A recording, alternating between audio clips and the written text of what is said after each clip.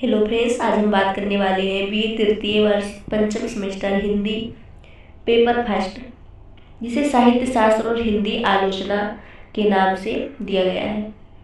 तो चलिए देखते हैं साहित्य शास्त्र और हिंदी आलोचना कितने पार्टों में डिवाइड हुआ है। तो आप लोगों को बता दूं, साहित्य शास्त्र और हिंदी आलोचना 8 पार्टों में डिवाइडेड है, जो कि इस प्रकार से है। फर्स्ट पार्ट है भारतीय काव्य शास्त्र, जिसमें हम लोगों को पढ़ना है काव्य प्रयोजन, काव्य लक्षण, काव्य हेतु, काव्य का स्वरूप और काव्य की आत्मा। सेकेंड पार्ट है भारतीय काव्य सिद्धांत, जिसमें हम लोगों को पढ़ना है अलंकार सिद्धांत, रीति सिद्धांत, रस सिद्धांत, ध्वनि सिद्धांत, वक्रोक्ति सिद्धांत और औचित्य सिद्धांत। अगला है साहित्य शास्त्रीय अवधारणाएं, जिसमें हम लोगों को पढ़ना पड़ेगा काव्य रूप, काव्य गुण, शब्द शक्ति, काव्य दोष। चौथा पॉइंट है नाट्य शास्त्र, जिसमें भारतीय नाट्य शास्त्र का सामान्य परिचय, वृत्ति, अभिनय, रूपक, कथा, नेता या नायक, नायिका, रंगमंचीय विशेषताएं, ये सब पढ़ना है।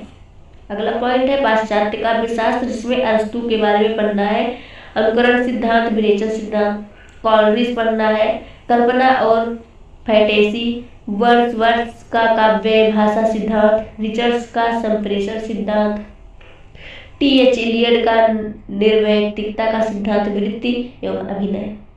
आगे देखते हैं। छठा पॉइंट है हिंदी आलोचना का इतिहास तथा सैद्धांतिक। इसमें हम लोगों को पढ़ना पड़ेगा हिंदी आलोचना का विकास, सैद्धांतिक आलोचना, स्वच्छंदवादी आलोचना, मार्क्सवादी आलोचना, मनोविश्लेषणवादी आलोचना। सातवां पॉइंट है समीक्षा की विचारधाराएं, जिसमें हम लोगों को पढ़ना है नई समीक्षा, नवशास्त्रवाद, यथार्थवाद, अभिजात्यवाद और नव्य अभिजात्यवाद, कलावाद, बिंबवाद, प्रतीकवाद। आठवां पॉइंट है आलोचक एवं आलोचना दृष्टि, जिसमें हम लोगों को पढ़ना है रामचंद्र शुक्ल की काव्य में लोक मंगल, प्रेमचंद की साहित्य का उद्देश्य, प्रसाद की छायावाद और यथार्थवाद, हजारी प्रसाद द्विवेदी की आधुनिक साहित्य नई मान्यताएं, डॉक्टर नगेंद्र का मेरी साहित्यिक मान्यताएं, रामविलास शर्मा का तुलसी साहित्य में सामंत विरोधी मूल्य, नामवर सिंह का कहानी नई और पुरानी, मुक्तिबोध की नई कविता का आत्मसंघर्ष।